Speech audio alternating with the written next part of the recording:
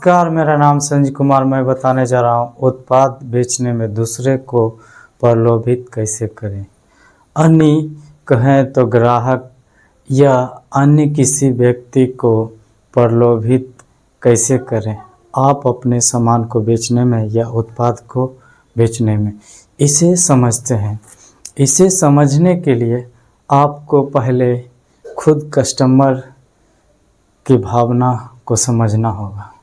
आप क्या हैं और आप जब सामान खरीदने के लिए जाते हैं तो कैसे खरीदते हैं और क्या लाभ मिलता है तो खरीद पाते हैं, ऐसे समझना है। तभी आप जो दूसरे को, अन्य किसी को या ग्राहक को प्रलोभित कर सकते हैं।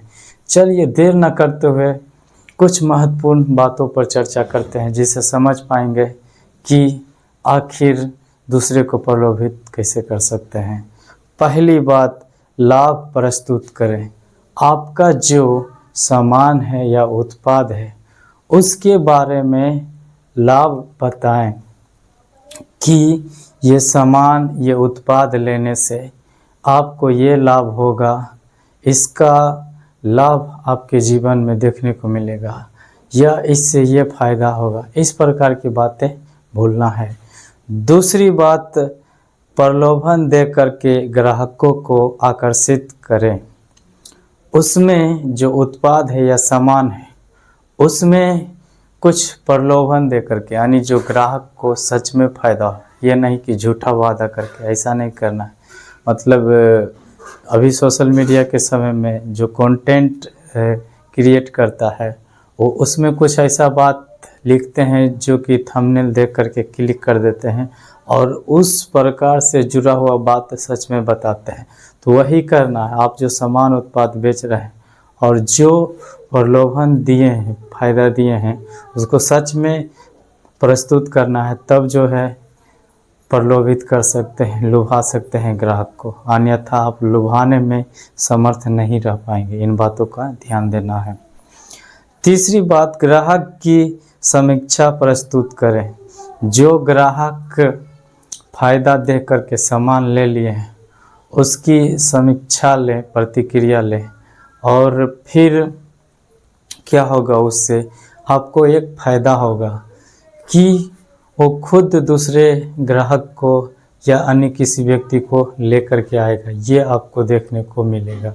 इसलिए इस प्रकार का कार्य करना आपको ज़रूरी है और आपको ये समीक्षा आपको और ग्राहक को प्रस्तुत करने में मदद मिलेगा। वो इस वजह से, जैसे कि आप बताएंगे कि वो आदमी लेकर के गया था, वो भी अच्छा महसूस किया, अच्छा अनुभव प्राप्त किया इस उत्पाद या सामान से, तो आपके लिए भी काम होगा और वो खुद अन्य किसी को भेजेगा। ये होगा। चौथी बात, उत्पाद की गुणवत्ता का अनुभव कराएं। आपको अपने उत्पाद या सामान जो बेचने के लिए चाह रहे हैं उसकी गुणवत्ता का अनुभव कराएं, यानी वो लेने से वो अच्छा महसूस करे, अच्छा फील करे। तो आपको वैसा गुणवत्ता वाले उत्पाद या सामान को बनाना है या जो होलसेलर से खरीदते हैं वैसा गुणवत्ता वाले सामान उत्पाद लेना पड़ेगा। तब जा कर के आप अच्छा अनुभव करा सकते हैं। बेहतर अनुभव कराएंगे तो बेहतर परिणाम देखने को मिलेगा। पांचवी बात, विशेष सुविधाएं दें। आपको उसमें विशेष सुविधा देना है और सुविधा बताना है कि ये इसमें सुविधाएं हैं, इसे लेने से ये होगा, आपके जीवन के लिए है या आपके दैनिक जीवन में उपयोग के लिए है। ये सभी बातें बताना है, उसकी विशेषता को उजागर करना है। छठी बात, व्यक्तिगत रूप से ग्राहक से मिले। आपको व्यक्तिगत रूप से मिलने के लिए आपको कहीं जाने की ज़रूरत नहीं है। डिजिटली रूप से करते हैं तो सोशल मीडिया के माध्यम से मिल सकते हैं या फिजिकली रूप से मिलने के लिए चाहते हैं तो आपको अपने दुकान पर रहेंगे, वहीं पर ग्राहक आएगा या अन्य किसी को और ग्राहक को लेकर के आएगा, तो ये बातें पाया जाएगा। तो मिलने के लिए जगह तो आपका स्वयं का चुना हुआ जगह हो सकता है, सोशल मीडिया या खुद का दुकान ये हो सकता है।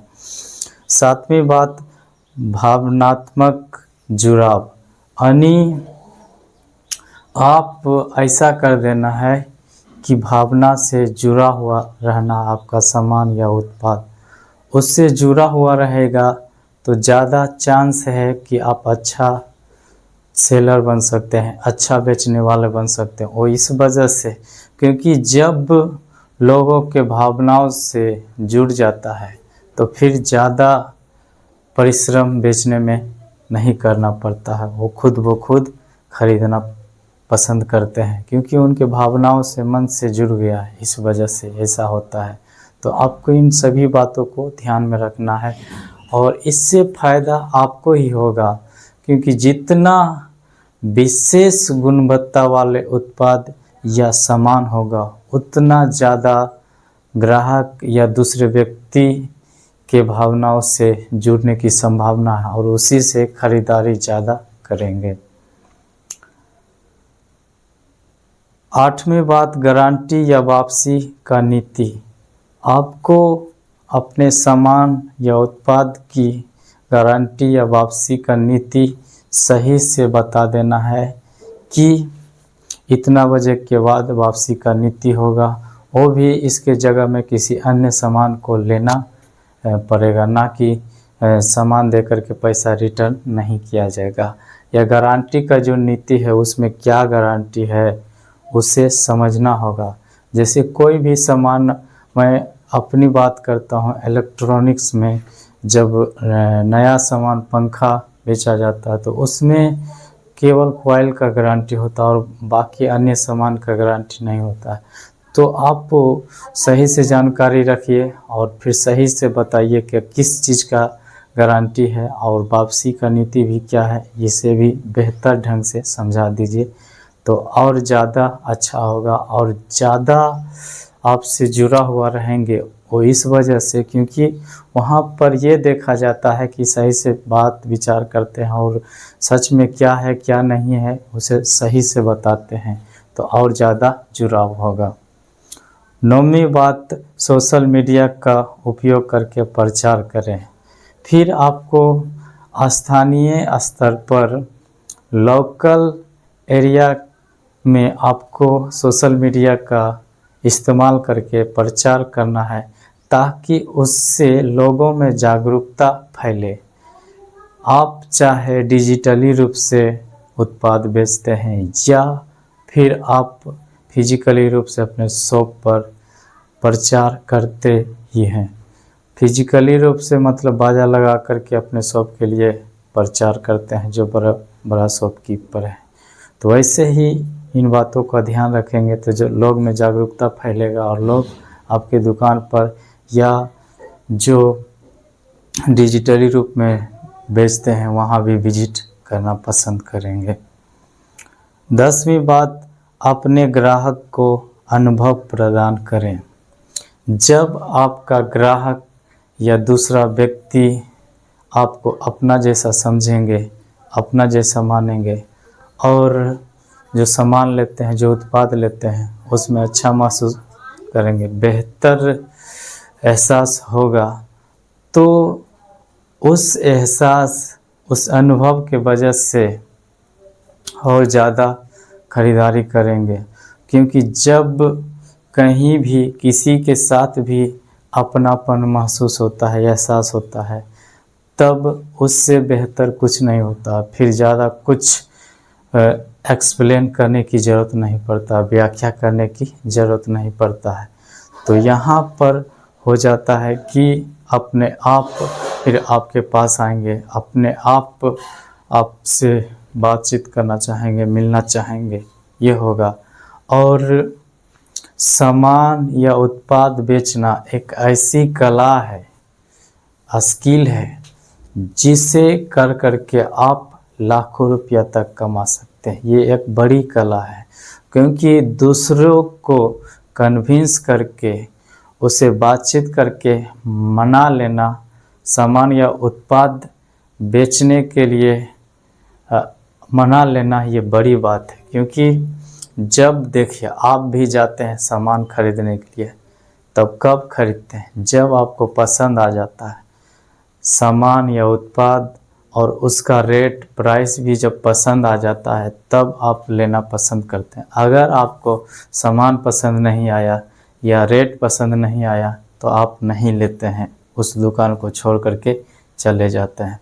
तो वैसे ही कस्टमर का बिहेवियर को समझना है, कस्टमर के स्वभाव को समझना, उसकी मानसिकता को समझना है कि किस प्रकार से सामान या उत्पाद को ले सकता है। तो बेचने की कला जो है बहुत बड़ा है और इसे अच्छा से समझना, और जो व्यक्ति समझ गए तो सेलिंग की दुनिया में अपना नाम कमा सकता है और फिर अपना बड़ी सल्तनत खड़ा कर सकता है। तो मैं उम्मीद करता हूँ ये वीडियो आप लोग को अच्छा लगा होगा।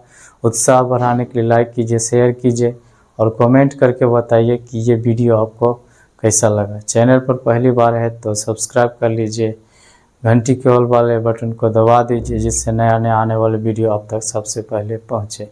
फेसबुक पेज पर हैं तो फॉलो कर लीजिए, ऑल वाले वीडियो के नोटिफिकेशन अनेबल कर दीजिए।